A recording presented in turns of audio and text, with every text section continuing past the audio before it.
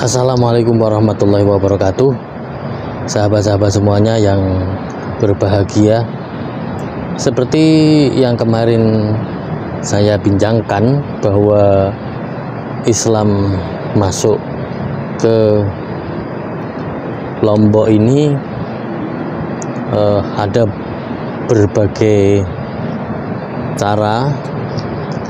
Nah, kalau tadi saya sudah melakukan sebuah pelacakan terhadap jurnal-jurnal tentang sejarah masuknya Islam di Lombok ini, yang sangat menarik ya. Ada sebuah penemuan-penemuan yang menarik, yakni orang Lombok ini dulunya dia beragama Buddha sebelum terpengaruh oleh Majapahit ya. Jadi dahulu sebelum Majapahit berjaya, itu terlebih dahulu Sriwijaya yang berjaya, dan kemudian Sriwijaya sebagai pusat agama Buddha saat itu menjadi pusat, dan kemudian mereka melakukan ekspansi, melakukan penyebaran agama. Dan ketika di Lombok ini, Buddha ini menjadi agama yang dipeluk oleh masyarakat Lombok ini. Nah, kemudian ketika Majapahit ini menjadi pusatnya kerajaan menggantikan posisi Sriwijaya, tapi yang menarik adalah di Majapahit ini sudah terjadi akulturasi, artinya terjadi titik-titik perdamaian antara Hindu dengan Buddha, dan Buddha juga diberi ruang di Majapahit. Kalau kita lacak bahwa Buddha yang ada di Majapahit itu adalah Buddha Tantrayana gitu kan ya. Nah, ini yang kemudian ketika Lombok ini dikuasai oleh Majapahit, ada proses Hinduisasi yang ada di Lombok ini, tetapi sebenarnya yang mengakar adalah Buddha, dan pemerintahannya memang banyak orang-orang Buddha, orang-orang Hindu yang kemudian memeluk Hindu ya, karena memang pusat kerajaan Majapahit adalah Hindu, maka kemudian orang-orang yang ada di istana itu banyak yang beragama Hindu, tetapi masyarakat akar bawah itu yang sudah memeluk agama Buddha ini kemudian lari ke gunung-gunung dan mereka tetap memeluk agama Buddha. Ketika Majapahit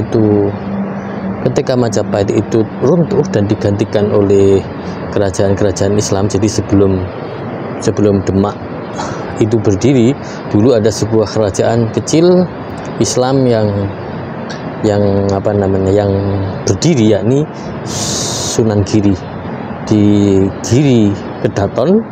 Saya pernah ke sana, bahwa transisi dari Majapahit ke Demak itu dulu ada namanya Sunan Giri, karena Sunan Giri itu secara terah itu juga memiliki terah Majapahit ya. Sunan Giri termasuk terah Majapahit, jadi dia memiliki simbol-simbol Majapahit, dan sebelum ke Demak ini dia eksis, dan termasuk waktu itu dia berusaha untuk menguasai kembali Majapahit, kekuasaan Majapahit yang telah terpecah belah, yakni Bali, kemudian juga Lombok, Sumbawa, dan di beberapa daerah-daerah yang dikuasai oleh Majapahit, dan ini berusaha untuk dikuasai kembali oleh kesultanan, dan misinya juga adalah menyebarkan Islam. Dan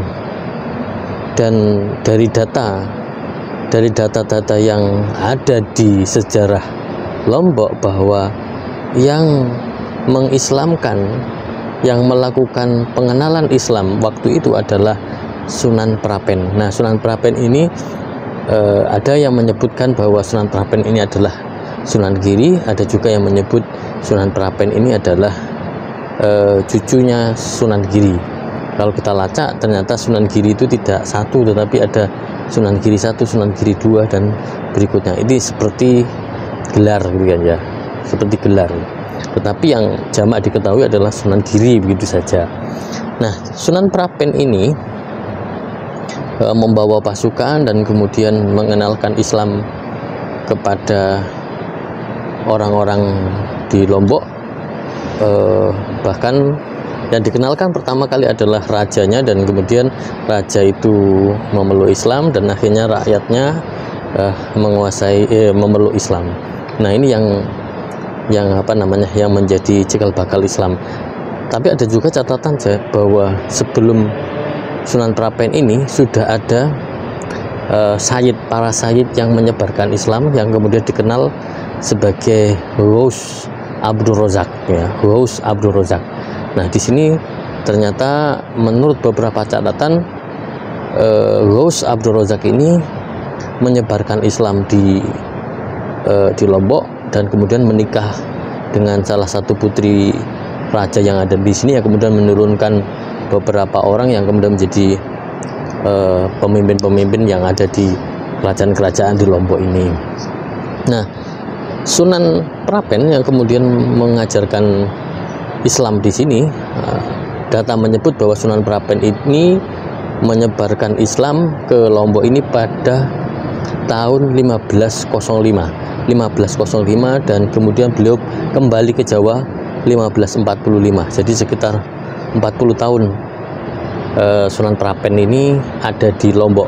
Tidak ada yang pasti apakah beliau menetap atau pulang pergi PP ke Gresik kemudian ke Lombok. Ini tidak ada catatan. Yang jelas di sini catatannya 1505 sampai 1545. Nah, tetapi yang menarik adalah bahwa Islam yang dibawa oleh Sunan Prapen ini, ya Sunni, ini adalah masyarakat Sunni, tetapi dari beberapa pelacakan dari beberapa pendapat bahwa ajaran-ajaran Islam yang dibawa oleh Sunan Prapen itu belum lengkap diajarkan secara utuh kepada santri-santrinya yang ada di Lombok ini, sehingga ada yang mengatakan belum utuh lah gitu ya, belum utuh, sehingga muncul ada ajaran waktu telu, ya, waktu telu. Ada yang menafsirkan waktu telu itu ya sholatnya itu 3 kali, ya, sholatnya itu 3 kali. Dan ini ternyata kalau kita melacak hampir mirip dengan di ajaran Syiah seperti kemarin yang kita bahas. Ya kita tidak menutup kemungkinan bahwa ada anasir-anasir yang bisa jadi adalah pengaruh Syiah yang masuk ke Nusantara ini. Kalau di konsep Islam, di konsep Syiah yang saya tahu, yang saya baca tadi, bahwa waktu 3 itu seperti sholat duhur dan asar itu kan bisa jadi satu. Duhur dan asar itu bisa jadi satu, maghrib dan isya jadi satu, dan subuh. Jadi waktunya subuh, duhur, asar jadi satu, isya dan maghrib dan isya jadi satu. Jadi itu adalah waktu 3. Tapi ada juga yang menyebut bahwa konsep waktu telu itu adalah konsep kehidupan, di mana kita hidup itu sebelum di dunia ini, di alam arwah, di alam kandungan, alam rahim, kemudian alam dunia dan alam akhirat. Ini adalah waktu telu. Tetapi dalam prakteknya beberapa catatan-catatan itu menyatakan bahwa waktu telu itu yang dilakukan oleh orang-orang Lombok dengan konsep ajaran waktu telu ini, ada yang menyebut bahwa waktu telu itu mereka melaksanakan dalam 1 minggu itu sholatnya itu satu, yakni pada hari Jumat, dan kemudian kalau hari Kamis itu waktu asar, dan sholat maghrib sholat sunnah hari raya Idul Fitri dan sholat sunnah hari raya Idul Adha, dan itulah yang dilakukan sholatnya orang-orang kaum waktu telu.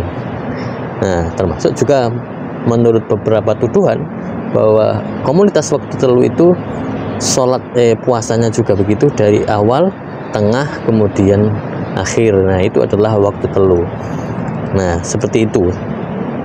Tetapi menurut Profesor Jamaluddin yang ada di podcast itu, waktu telu itu Islamnya sama dengan kaum Sunni.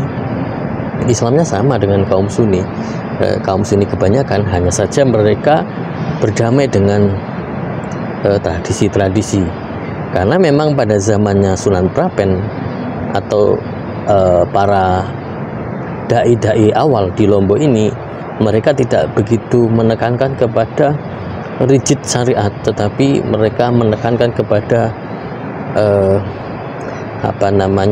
ketauhidan, masuk Islam, kemudian mengajarkan tentang moral dan lain sebagainya, tidak secara detail bagaimana Islam harus dilaksanakan, terlebih dengan SDM yang kurang mumpuni waktu itu, dan kemudian disebarkan ke masyarakat bawah.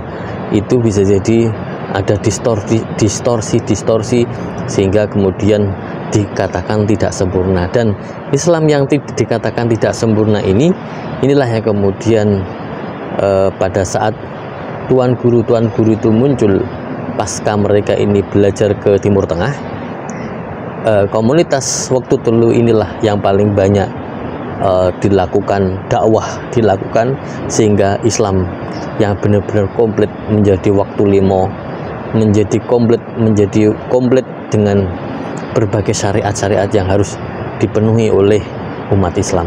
Maka tuan guru inilah yang kemudian menyebarkan Islam versi Islam lengkap. Yang kita kenal di masyarakat atau di kita sendiri adalah seperti Tuan Guru Abdul Majid. Kalau kakek neneknya itu adalah pencetus gerakan-gerakan Islam yang komplit, ya. Nah, bahkan tuan guru inilah yang kemudian mendakwahkan Islam hampir ke seluruh Lombok, dan ketika beliaunya ini ada Belanda yang masuk ke Indonesia, mereka lah yang melakukan penggalangan untuk melawan tentara Belanda, melakukan perlawanan. Dan pada tahun 1945 mereka jugalah yang mempertahankan Lombok ini agar tidak dikuasai kembali oleh Belanda. Dan kemudian pada masa kemerdekaan, tuan guru ini memiliki peran penting menyebarkan Islam, mendirikan pondok pesantren, mendirikan jantung pendidikan yang ada di Lombok ini, sehingga Islam itu betul-betul merata di Pulau Lombok ini, ya. Nah, ini sangat menarik. Bahkan kalau kita lihat akhir-akhir ini, tuan guru memiliki bargaining position, tidak hanya sekedar agama tetapi juga politik. Dan ini tentu menarik sekali, mempelajari Islam yang terus bergeliat di Lombok ini. Dan saya saat ini berada di Islamic Center yang begitu besar, masjidnya yang begitu besar, menjadi simbol bahwa Islam yang ada di Lombok ini berkembang begitu pesat. Semoga Islam tetap lestari di Pulau Lombok ini. Sekian, terima kasih. Assalamualaikum warahmatullahi wabarakatuh.